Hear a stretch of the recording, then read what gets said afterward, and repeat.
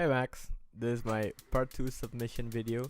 I hope you like it. So for this video, I chose the topic of Neuro product. We've covered some of it in class, and in this one, I'll be, exploring more of the products and discussing like how it could evolve, its usefulness, and the implications it might have and how it's gonna develop in the future. So starting off, I looked into the telepathic typewriter, and how it works is that using electroencephalogram, or EEG for short, connected to electrodes on your brain, it maps brainwaves onto numbers and syllables. So what this means is that through this device, you can translate thoughts into words or numbers. However, it still has a very long way to go, with only a 90% accuracy on single digits from 0 to 9 and a mere 60% accuracy for 18 types of Japanese monosyllables, which I am guessing translates into subpar performance in English syllables too. What's exciting about this one though is that it's very close to having it widely available, with smartphone integration expected to come in the next 5 years. Now, the source that I used was written in 2017, so it will be coming next year. Wow. And Mark Zuckerberg strongly supports this technology, so that's probably a huge help, and you can expect to make Facebook posts in your head very soon. The next thing I looked into was the telepathic drone, and this is very similar to the typewriter because it uses EEG connected to your electrodes on the brain, same thing, to monitor your brain activity and map that activity to certain commands for the drone. So this means you can control a drone into going in specific directions based on what you're thinking. So roughly how it works is that you focus on one thing, and the harder you focus, that translates into how high the drone goes. And if you get distracted or pull back, it goes down. How it is right now, it's very difficult to be precise. You can't just think of 1 meter and the drone would hover at that height. I'm guessing the technology is not there yet to be that accurate, but it works and it looks very awesome. Next up, I researched the Muse.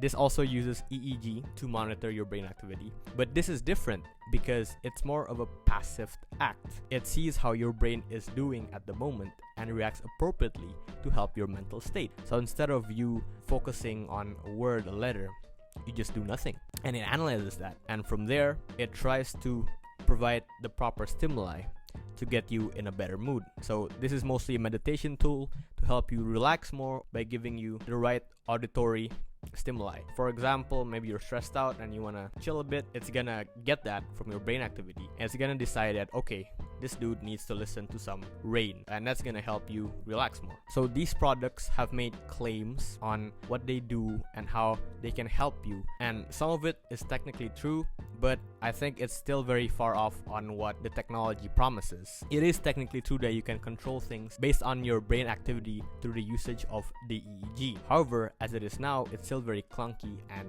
inaccurate because brain activity is something that is very abstract with an infinite amount of manifestation of thoughts, and everyone varies in their performance. So the result that you get from using your brain with this EEG might not be entirely accurate on what you actually want to do. The range of precision is vast. So mapping your brain activity to a specific metric, say 1 meter of height, that would be complicated. And right now, the technology is restricted to only relatively simple commands like up and down or numbers or letters. And there's also a lot of background help that is happening with algorithms and software that helps the devices interpret what your brain wants. It fills in the blanks, it makes assumptions on what your thoughts are trying to visualize. So technically, it's not entirely just brain activity. It's not purely your mind.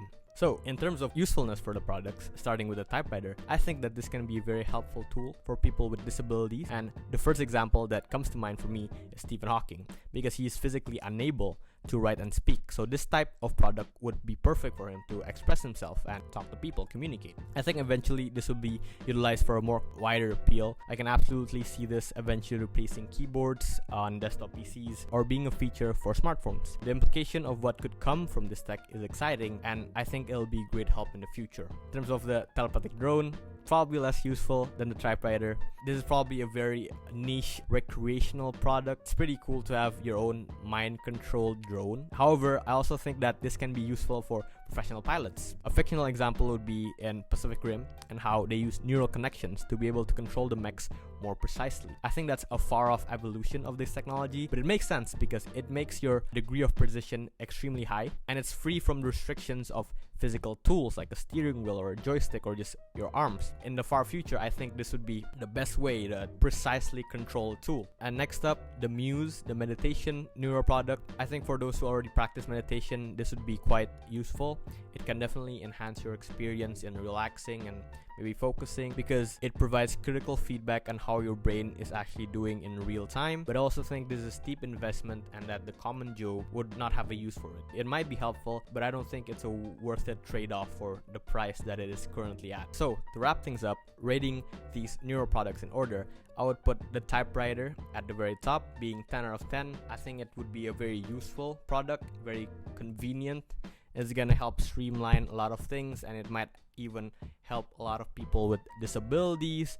And also, it's very realistic. It can come in the near future. Next, we have the meditation tool. I think it's useful, much like the typewriter. It can help you in relaxing, accelerate the process, but it's just more of a niche. And I'm rating the drone at a 10 out of 10 because I think this could be an amazing toy, but realistically it's a 6 out of 10 in terms of usefulness because you don't really need a mind control drone. But that's it. Thank you.